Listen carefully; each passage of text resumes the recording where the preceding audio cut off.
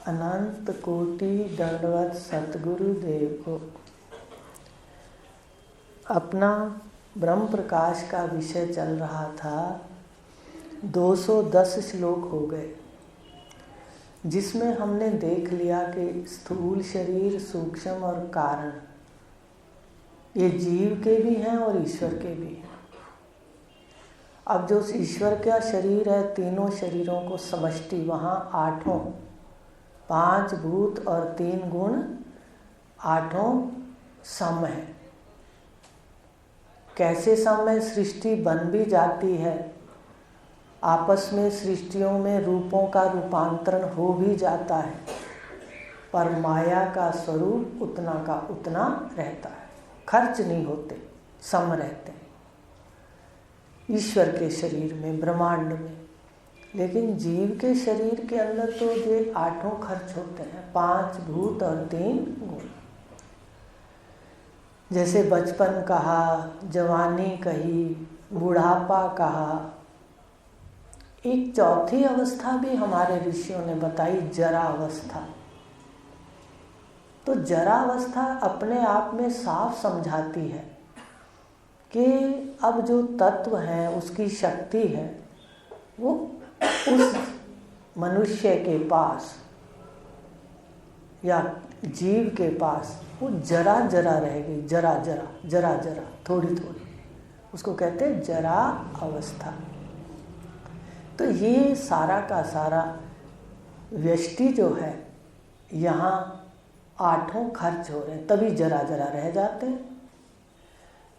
बचपन में उत्पन्न होकर शक्ति प्रकट होती रहती है, जवानी में प्रकट होकर एक स्थान पर शक्ति रुक जाती है, फिर धीरे धीरे खर्च होती जाती है। ये सिर्फ मनुष्य शरीर के अंदर बताया, इसको कहा व्यय अष्टि, आठों खर्च हो रहे हैं। तो ये आपको समझा दिया था। और समष्टि वाला, इसमें प्रतिबिंब है, आप शीशा ना समझकर सीधा कह दो, समष्टि ब्रह्मांड वाला चेतन ईश्वर और पिंड वाला चेतन जीव, साधारण भाषा में समझ। अब उसके बाद कहा 3 शरीर जड़ हैं, इनका साक्षी चेतन एक, सभी उसी की सत्ता से क्रियाशील हैं देख। 3 शरीर है, स्थूल, सूक्ष्म, कारण। कहते ये जड़ है। जैसे घर के अपने सामान होता है, मकान है, सोफा है, कुर्सियां हैं, ऐसे ही ये जो शरीर है, ये भी जीव के बैठने के सामान है, रहने का मकान है, बैठने की कुर्सियां हैं। कहीं हृदय में बैठा है, कहीं कंठ में बैठा है, कहीं आँखों में बैठा है। ये जितने भी हैं, जहाँ जीव बैठता है, जहाँ रहता है, ये जड़ है। जड़ के क्या लक्षण हैं? कहते जड़ ना तो दूसरे को जानता है, ना ही खुद को जानता है। तो ये शरीर, ये इंद्रियां, ये शून्य अवस्था, जिसको अव्यक्त कहा, सुषुप्ति में शून्य अवस्था, ब्रह्मांड में उसको अव्यक्त कहा, प्रलय को। तो ये जो तीनों शरीरों में जो जो भी सामान है, ये जड़ है। इसको जीव, ये जीव के वर्तने का समान है। ये जड़ है, ये खेत है, और जीव इसमें जानने वाला चेतन है। इसको क्षेत्रज्ञ भी कहा, विषयी भी कहा, विषयों को भोगने वाला, ये 14 इंद्रियां आदि विषयों को भोगता है, इसको विषय भी कहा, जीव भी कहा, दृष्टा भी कहा। ये जड़ है। अब आपको बताते हैं कि कौन कौन सी जड़ उपाधि है। सबसे पहले किसकी उपाधि है? पिंड में तो आपकी उपाधि है, जीव की। लेकिन आप ब्रह्मांड में देख लो कैसे उपाधि है। 8 चीजें ब्रह्म की शक्ति और फिर बैठने की उपाधि है। उसको संज्ञा हो गई, कहीं ईश्वर, कहीं जीव। कौन सी 8 है? पहला परमात्मा ब्रह्म, ठीक है, उसको तो गिनना नहीं क्योंकि उसकी तो उपाधियाँ हैं, उसकी तो शक्ति है ब्रह्म, सबसे पहले ब्रह्म। फिर उससे हुई अव्यक्त, माया कहा, प्रकृति कहा, अव्यक्त माने व्यक्त नहीं है, सृष्टि। सृष्टि उसके अंदर तो छुपी हुई है, जैसे सुषुप्ति में आपकी सृष्टि, आपके संस्कार छुपे हुए तो हैं, प्रकट नहीं है, हैं तो सही। ऐसे अव्यक्त के अंदर सारी सृष्टि, जितनी खानियाँ, जितना प्रपंच, जितना विस्तार, ये सब अव्यक्त है, छुपा हुआ।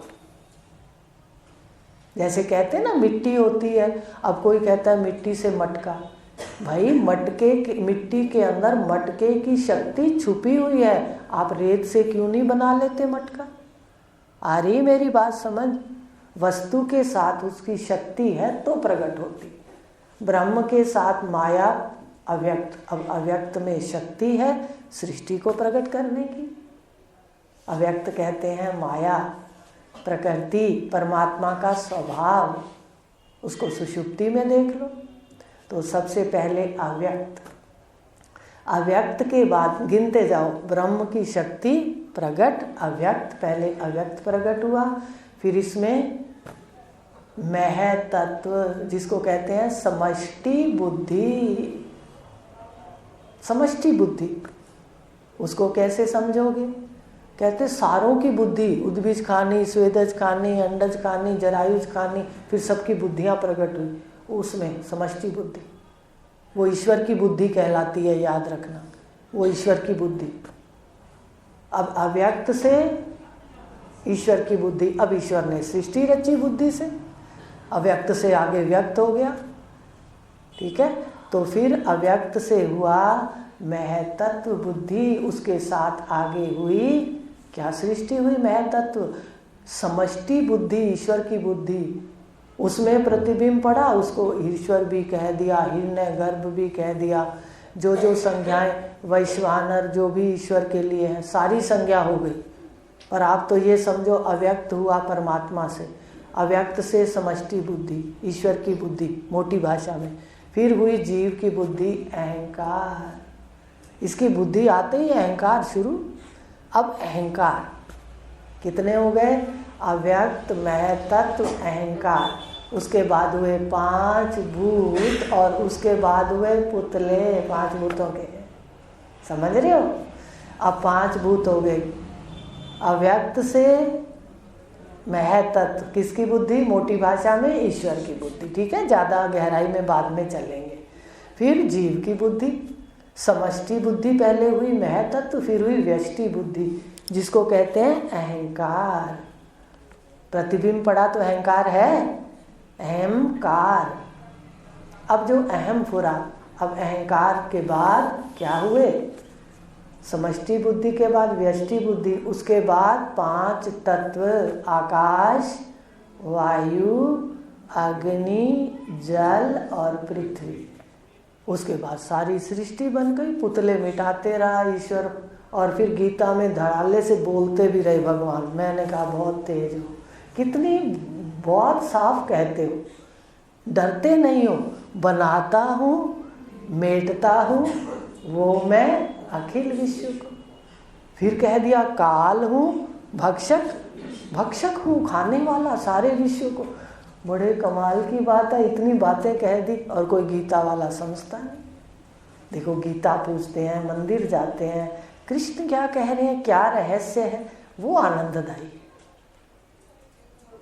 तो कहा अव्यक्त, महतत्व कल सुनूंगी, समष्टि बुद्धि, फिर व्यष्टि बुद्धि जिसको अहंकार का, अव्यक्त, महतत्व, अहंकार और पंचभूत में गिन लो कितने बनते हैं? 8।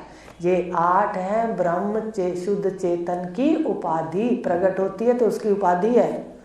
जैसे आप सूट पहन के बैठे हो, चुन्नी पहन के बैठे हो, बस इतनी सी लीला है। पर आगे कितना पसारा है 5 भूतों का, इतनी लीला है। 5 भूतों ने पुतले बनाए, और जो अव्यक्त थी ना माया, उसने सबको बुला दिया, शीशे में उल्टा दिखा दिया, बस सृष्टि शुरू हो गई, पाप कर्म शुरू हो गए, पुण्य शुरू हो गए और जन्म मरण शुरू हो गए।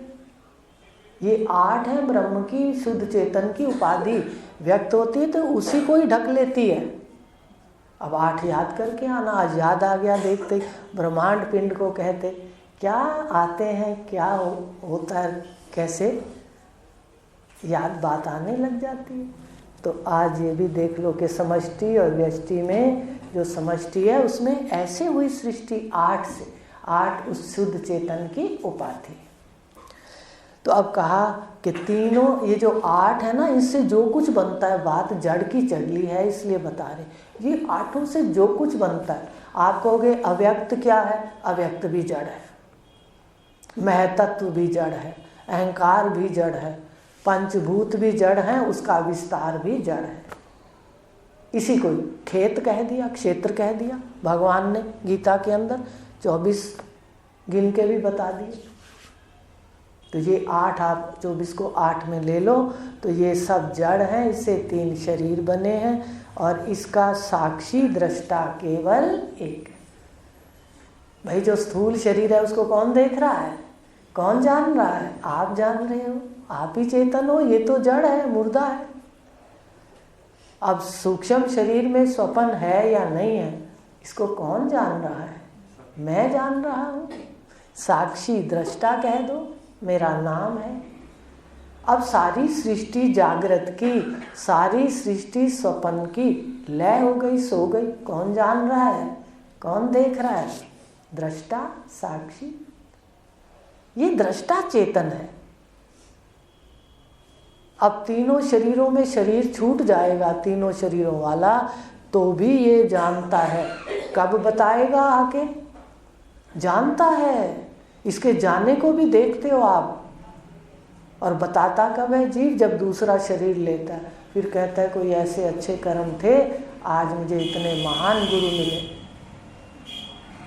हमारे उपनिषद महान मनीषियों की महान बुद्धि, या यूं कहो हमारे महान मनीषी उन मनीषियों की महान प्रज्ञा का परिणाम है जो आज हमारे सामने है। याद रखना, ये साधारण नहीं बैठे हो आप, कितने जन्म की साधना पूजा है, कृतो उपासक हो, यज्ञ आदि करके आए हो, आज यहाँ मन लगता है हमारा। तो ये सृष्टि जितनी भी बताई, अब आज कुछ सारा बता दिया आपको कि जड़ सिर्फ शरीर नहीं है, इसके मूल तक जाओ, अव्यक्त तक जड़ है। तो ये जड़ है, साक्षी सब में एक है। शरीर है तो भी दृष्टा हो, ज्ञाता हो, और शरीर नहीं है तो भी दृष्टा हो और ज्ञाता हो, ज्ञाता भी हो ज्ञान स्वरूप। और जितने शरीर और सृष्टि है उस चेतन की सत्ता से क्रियाशील। आपका शरीर आपकी सत्ता से क्रियाशील है, ब्रह्मांड ईश्वर की सत्ता से क्रियाशील है, तो है तो चेतन की सत्ता से क्रियाशील है। ये सारा जड़ है। कहाँ तक बता दिया, ये मत भूलना। अब कहा 212 श्लोक, जड़ के गुण चेतन के लक्षण। एक बात और सुन लो, जड़ के सदा गुण होते हैं, परमात्मा के गुण नहीं होते। जहाँ ये लिखा हो किताबों में, इसका मतलब वो बात नहीं, शब्द सही नहीं है। जड़ के सदा गुण होते हैं, क्यों, गुणों से बना है ना ये, और चेतन के सिर्फ लक्षण होते हैं, उसका कोई गुण नहीं है, उसके लक्षण है चेतन के। और लक्षणों में बताएंगे स्वरूप का भी लक्षण है और तटस्थ का भी, माया का भी लक्षण है। उसके स्वरूप 2 है ना लक्षण, स्वरूप लक्षण और तटस्थ लक्षण। आज इतना बताएंगे कि जो ये चेतन है उसके तो लक्षण कहते हैं। जब आत्मा की बात आए ना, कोई कहे सत्य चित आनंद अनंत आनंद, कहो ये चेतन के लक्षण है, गुण नहीं है। अगर गुण कहोगे तो जो जानकार बैठे हैं उनको समझ आ जाएगी कि अभी इनको पूरा नहीं है पता। चेतन के गुण नहीं होते, गुण सदा बनी हुई चीज़ों के होते हैं। वो सारे गुण हैं इसके जड़ के और चेतन के लक्षण। इनका नहीं विवेक। जब दोनों को अलग अलग कोई नहीं करता तो वहाँ सबसे पहले भूल हो जाती है। हो जाता है अध्यास। अध्यास कहते हैं आधा सुनते हैं आधा करते हैं, आधे की आस रहती है पूरे के नहीं रहती, ये अध्यास कहता है। अध्यास का मतलब क्या है? आधे की आस है। आधा कौन सा? कहते परमात्मा को नहीं चाहते, हम उसकी माया को चाहते। पूर्ण को चाहेंगे तो धन्य हो जाएंगे, क्योंकि माया मिथ्या है। सर्वम खल्व इदम ब्रह्मे नाना अस्ति किंचन। जब सारा वही है तो जानकारी के बाद माया मिथ्या हो जाएगी, रूप मिथ्या, नाम मिथ्या, तो सत्य का साक्षात हो जाएगा। तो विवेक के बिना हम गड़बड़ करते हैं। विवेक नहीं होता, दो को दो नहीं देखते। देखो रोज मुर्दे जाते हैं हमारी गलियों से, रोज हर कोई कहता है कुछ नहीं, सुनते थे बड़ों से, देखो कुछ नहीं कुछ नहीं, पर किसी ने घर आके नहीं कहा कुछ नहीं। नहाने के बाद वो मुर्दा छोड़ आए और नहाए, उसके बाद खत्म बात। ऐसे ही होता था। अब विवेक जग गया कि क्या सच है। देखो सारे ब्रह्मांड में दो हैं, एक मर रहा है और एक जिंदा है। ज्ञान के बाद भी यही रहेगा, मरने वाला मरता रहेगा, जिंदा कभी मरेगा नहीं। देखो ज्ञान के बाद हमें क्या मिला, कभी प्रश्न करेंगे? है सृष्टि वैसे की वैसे, पर इसका ज्ञान मिल गया। अज्ञान ही दुख का कारण है ना। देखो यहाँ से समझो, ज्ञान मिला हो तो सब कुछ वही रहा। आगे और भी बताएंगे बंद मोक्ष में। होता कुछ नहीं है, ज्ञान जो हो रहा है इससे सिर्फ ज्ञान मिलेगा और हम सुखी हो जाएंगे। तो जड़ है, जड़ पता चल गया, चेतन है, चेतन एक शरीर में दो है, ये पता चल गया। और इनका विवेक नहीं है तो इसको कहते हैं चिद जड़ ग्रंथि। ग्रंथि कहते हैं जब दो चीज़ें आपस में उलझ जाती हैं। गांठ कहते हैं ना, जैसे कई बार गांठ बच्चे लगाते हैं तो वो जो दो उनके नाड़ा पहना होता है वो एक दूसरे में उलझ जाता है, उसको गांठ कह देते। ऐसे जड़ आत्मा अनात्म में और अनात्मा आत्म में। किसने अध्यस्त किया, किसने भूल की? कहते चेतन ने की। ये शव क्या करेगा, ये बेचारा तो कुछ नहीं करेगा, चेतन ने भूल की। चिद जड़ ग्रंथि पड़ गई जब दोनों का विवेक नहीं हुआ, अलग अलग नहीं जाना। देखो अलग अलग देखते भी थे पर देखते हुए अंधे थे। महापुरुष कहते थे भाई जीव अंधा है, जी तुम अंधे हो, कहते थे। सुनते थे सत्संग में। अंधे कैसे हैं बताओ? आज समझ आती है कि जाते हुए हम दो देखते थे, पर क्या हमने समझा कि जो जाने वाला है वो मैं है और जो रहने वाला है वो जड़ है, मुर्दा है। तो इसमें भी दो ही हैं, इसमें भी दो ही हैं। ये ना समझा तो आत्मा को अनात्मा में बताया था। सत और चित को कहाँ लगा दिया? यहाँ। और अनात्मा के जो दुख और जड़ता है वो किस में कर ली? मैं मूर्ख हूँ और मैं ही मरूंगा। तो ये जो दोनों चित जड़ ग्रंथि पड़ गई, आत्मा के लक्षण अनात्मा में और अनात्मा जड़ के लक्षण उसमें आत्मा में, हमने जब आरोप कर दिया, झूठी बात कर दी, वो पड़ गई चिद जड़ ग्रंथि। अब गुरुदेव ने खोल दी कि भाई जो 8 वाला है ये तो उपाधि है, ये जड़ है, ये खेत है। ध्यान से बीज डालना कहते गुरुदेव बता रहे। पहले तो बीजों का भी पता नहीं था, उठाया करेले का बीज डाल दिया। करेला तो फिर भी काम तो सब चीज़ आती है, पर कहते ना भाई बबूल का डाल दिया, वो आम कहाँ से खाए, तो आम का बीज, बबूल का बीज। अब समझ आता है कि कौन सा बीज डालना है, कौन सा नहीं डालना। पहले तो ये भी समझ नहीं थी। तो ये है जड़ के गुण आत्मा में और आत्मा के लक्षण शरीर में। इसको अज्ञान से कर दिया विवेक नहीं था दोनों को। हम देखते भी थे कि कोई एक जड़ है और एक जा रहा है, कहते भी थे वो मर गया, माने मरा एक और एक गया। बोलते तो बिल्कुल सच्चा थे, बोलते बिल्कुल सच्चा थे। देखो, मर और गया माने एक मरा और एक गया, पर अलग अलग नहीं पता था। तो विवेक हो जाने के बाद ये जो जड़ और चेतन की गांठ है ये अलग अलग हो जाती है। जहाँ मैं प्रत्यय है वहाँ हमें पता है, जहाँ मैं ये प्रत्यय है वो चेतन है, वो चेतन है। ध्यान से सुन लो, जड़ क्या है? जहाँ यह है वह है तू प्रत्यय है, वो जड़ है। देखो कितना स्पष्ट है, दो कर दो। लेकिन मनन करोगे, अहम अस्मि बार बार बोला करो घर पे, सब जगह देखते हो मैं ही हूँ मैं ही हूँ। स्वप्न में जागृत, सुबह उठते हैं कहते हैं, सबसे पहले गुरुदेव का नाम लेते हैं अहम अस्मि। उनका और तरह से लेते हैं हम तो, जो उन्होंने दिया हुआ है, लेकिन उसका अर्थ यही है अहम अस्मि। वहाँ भी हूँ यहाँ भी हूँ, मैं हूँ, ये सब आ रहा है और जा रहा है। तो इस प्रकार जड़ और चेतन के लक्षण अलग अलग देखता है, वो विवेकी है। और विवेकी ही इस विद्या में गांठ खोल लेता है। और विवेक होता है सतगुरु से, और विवेक के बिना दुखों से छूटना, जन्म मृत्यु से छूटना संभव नहीं है। जन्म मृत्यु से भी नहीं छूट सकते और दुखों से भी नहीं छूट सकते। ये दो चीज़ों से बिल्कुल नहीं छूट सकते। दुखों में सारे दुख आ जाते हैं, एक नहीं है। तो ये है विवेक, दो को अलग कर दिया, जड़ और चेतन के अलग अलग लक्षण देख लो।